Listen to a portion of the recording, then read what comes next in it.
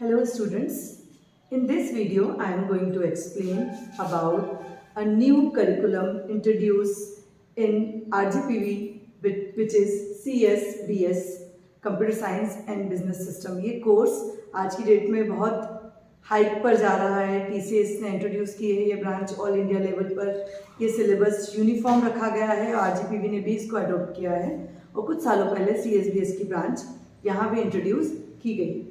CSBS की branch में एक सब्जेक्ट है फंडामेंटल ऑफ फिजिक्स CB 105 जो कि इंजीनियरिंग फिजिक्स की तरह ही एक बहुत इम्पोर्टेंस रखता है इंजीनियरिंग के करिकुलम में। तो यहाँ पर इसके पहले कि मैं आपको इस सिलेबस उसकी यूनिट्स के बारे में बताऊँ, सबसे पहले बताना चाहूँगी कि कंप्यूटर साइंस की ब्रांच है computer science and business system. तो इस तरह की ब्रांचेस में फिजिक्स का क्या रोल है या इस तरह की ब्रांचेस में फिजिक्स को इंट्रोड्यूस क्यों किया जाता है? क्योंकि जनरली बच्चों के द्वारा ये सवाल किया जाता है कि मैम हम फिजिक्स क्यों पढ़ रहे हैं या सर हमें फिजिक्स क्यों पढ़ना है, बिकॉज हमें तो कोडिंग करनी है, इलेक्ट्रॉनिक इक्विपमेंट से बहुत शॉर्ट अमाउंट्स में डील करना है, बट क्या रोल है इन ब्रांचेस में और हमें क्यों पढ़ाया जाता है सब्जेक्ट? क्या केवल एक यूनिट में मार्क्स गेन करने तक ही इसका सीमित है दायरा या बहुत अलग है इसका रोल जो हमें समझने की ज़रूरत है? तो जहाँ तक मैं समझ सकती हूँ, फिजिक्स के बिना इंजीनियरिंग की कोई भी ब्रांच का अस्तित्व नहीं हो सकता, क्योंकि कहा जाता है इंजीनियरिंग इज़ अप्लाइड फिजिक्स। तो फिजिक्स के जो बेसिक कॉन्सेप्ट हैं जब हम यूज़ करने जाते हैं तो हम डिवाइसेस बनाते हैं और जो डिवाइस बनाता है वो पर्सन इंजीनियर कहलाता है। तो वो जिस चीज़ को स्टडी करता है वो कहलाती है इंजीनियरिंग, डिवाइसेस को, अप्लायंसेस को या बहुत तरह की मशीन्स को डेवलप करने के लिए। सो इंजीनियरिंग को फिजिक्स से अलग नहीं किया जा सकता। तो कंप्यूटर साइंस से रिलेटेड स्टूडेंट्स ये कभी ना समझें कि अगर हम इंजीनियरिंग पढ़ रहे हैं तो फिजिक्स के बिना हमारा काम चल जाएगा।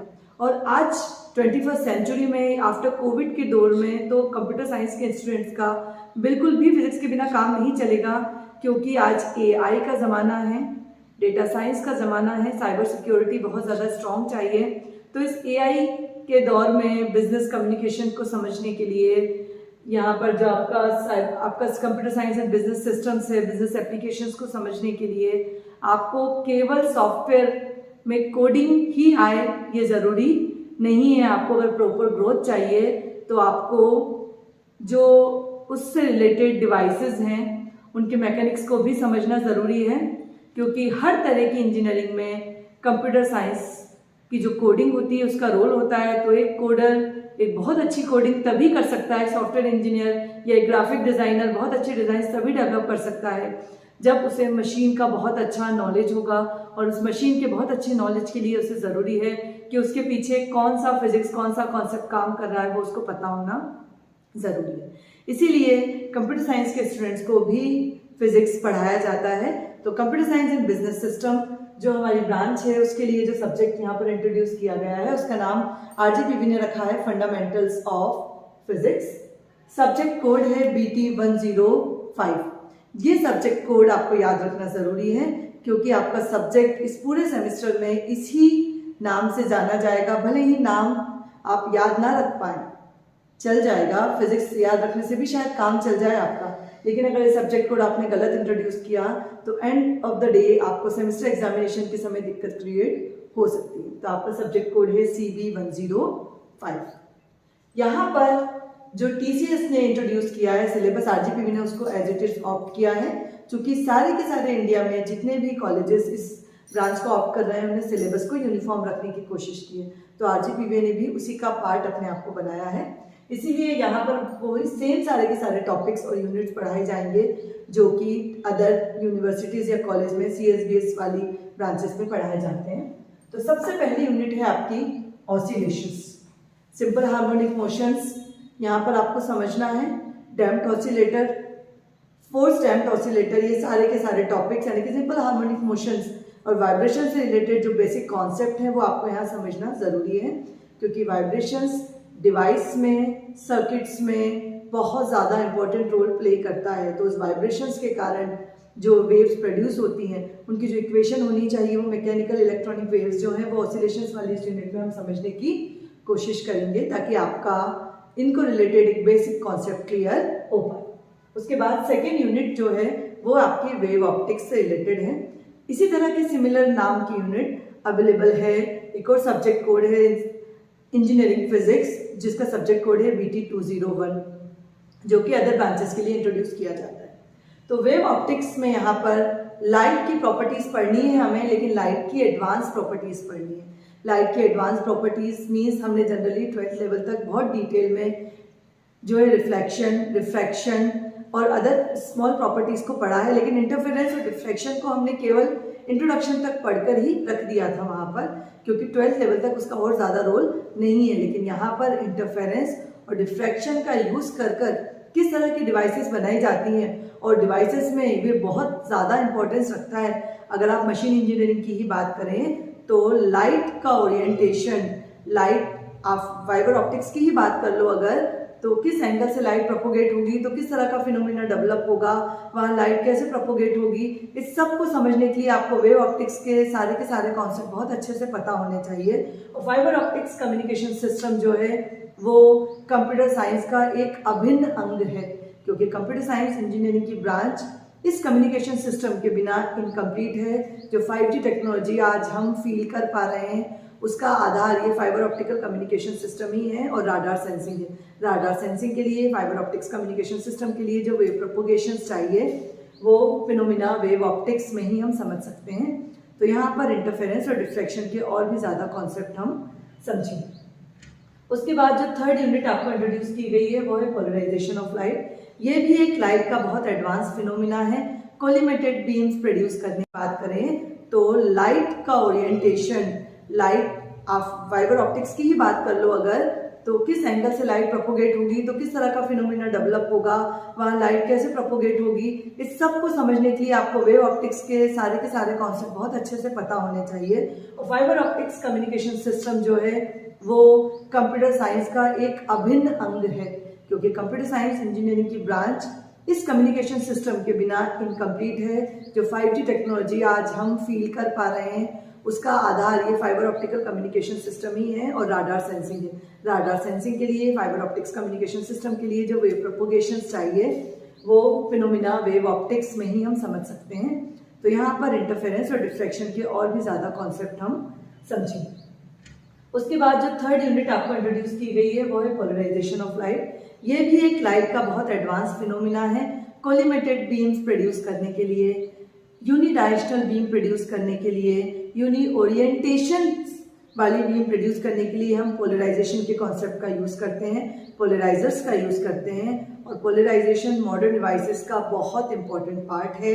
ऑप्टिकल डिवाइसेस जहाँ भी यूज़ होती हैं वहाँ कई जगह पर हम पोलराइजर्स यूज़ करते हैं, पर हमें पता नहीं होता कि वहाँ पोलराइजर लगा हुआ है और वो क्या काम कर रहा है। जब हम कोडिंग भी करते हैं तो कई बार डीकोडिंग और कोडिंग के ड्यूरेशन में जो हमारे कन्वर्टर्स लगे होते हैं, जो डिवाइस डिकोडर्स लगे होते हैं, वहाँ भी पोलराइजेशन, लाइट कम्युनिकेशन यानी कि ऑप्टिकल फाइबर कम्युनिकेशन हम कन्वर्ट करते हैं तो लगे होते हैं, बट वी डोंट नो वो क्या काम करते हैं। हमने बहुत छोटा सा रूप देखकर उसको छोड़ दिया है। तो यहाँ आपको फिर से रिकॉल कराने की कोशिश की गई है ताकि आप फिजिक्स के बेसिक कॉन्सेप्ट के साथ अपना जो सिंक्रोनाइजेशन है वो बनाकर रख पाए। आपकी जो फोर्थ यूनिट है वो मेरे ख्याल से बहुत इंपॉर्टेंट यूनिट है इस सब्जेक्ट की, जिसे हम कहते हैं क्वांटम मैकेनिक्स।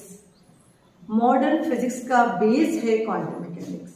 अगर क्वांटम मैकेनिक्स नहीं होता तो क्वांटम कंप्यूटिंग नहीं होती। पहला कंप्यूटर जो इन्वेंट किया गया उसका इन्वेंशन ही नहीं होता तो आज ये जो ब्रांच जिसमें आप स्टडी कर रहे हैं उसका सवाल ही पैदा नहीं होता था। तो क्वांटम कंप्यूटिंग को समझने के लिए क्वांटम मैकेनिक्स को समझना ज़रूरी है। और मॉडर्न फिजिक्स से रिलेटेड जितने भी कॉन्सेप्ट हैं वो माइक्रोस्कोपिक वर्ल्ड, इलेक्ट्रॉन्स के बिहेवियर पर डिपेंड करते हैं, फोटॉन्स की प्रॉपर्टीज़ पर डिपेंड करते हैं। और फोटोन और इलेक्ट्रॉन के बिहेवियर्स को जो साइंस एक्सप्लेन करता है वो कहलाता है क्वांटम मैकेनिक्स।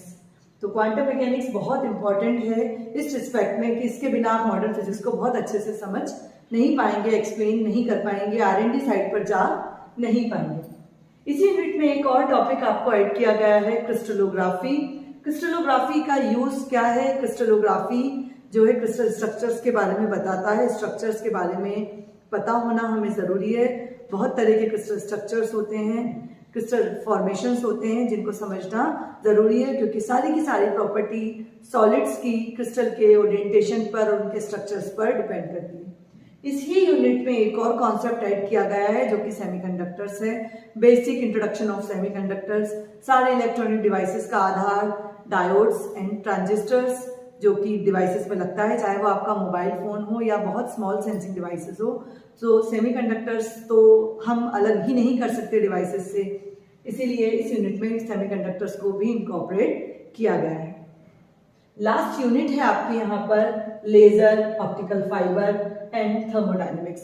दो डिफरेंट कॉन्सेप्ट को यहाँ पर इनकॉर्पोरेट किया गया है इस यूनिट में। लेजर्स बहुत यूजफुल हैं आज की जनरेशन में, क्योंकि लेजर्स का यूज किया जाता है, मैंने जैसा बताया, ऑप्टिकल फाइबर कम्युनिकेशन सिस्टम में, जो कि मॉडर्न टेक्नोलॉजी में कम्युनिकेशन का बहुत लार्ज पार्ट है। तो किस तरह से लेजर्स बनाई जाती हैं, कौन से लेजर्स कहाँ पर यूज होते हैं, ये सब हम इस यूनिट के थ्रू जान सकते हैं। और थर्मोडायनेमिक्स, मशीन्स को समझना है तो आपको थर्मोडायनेमिक्स के बेसिक लॉस को याद रखना जरूरी है। तो यहाँ पर हम थर्मोडायनेमिक्स के 3 basic loss, 0, first and second को एक्सप्लेन करेंगे इस यूनिट में, क्योंकि आजकल डिवाइसेस ईवी मशीन्स बन रही हैं, उनमें कोडिंग करनी होती है, तो कंप्यूटर साइंस इंजीनियर की जरूरत तो पड़ती है, पर उसको उस ईवी के साथ तालमेल बिताने के लिए, उसको समझने के लिए ज़रूरी है कि वो थर्मोडायनेमिक्स के बेसिक कॉन्सेप्ट्स को याद रखें। तो ये तो रहा आपके सब्जेक्ट का सिलेबस, ठीक है। अब बात आती है, शॉर्ट में मैं आपको स्कीम और बता देती हूँ। तो यहाँ पर जो स्कीम है वो नॉन इंटीग्रेटेड सब्जेक्ट की स्कीम है सब्जेक्ट के लिए, क्योंकि प्रैक्टिकल का इक्वल इम्पोर्टेंस है। 150 मार्क्स का ये सब्जेक्ट है, 100 मार्क्स थ्योरी के लिए रखे गए हैं, 50 मार्क्स प्रैक्टिकल्स के लिए रखे गए हैं। 100 में से 70 marks RGPV and term examination के ड्यूरेशन में बच्चे को जब एग्जाम देता है उसके बाद मिलते हैं। 30 मार्क्स इंटरनल असेसमेंट के बेसिस पर उसको दिए जाते हैं।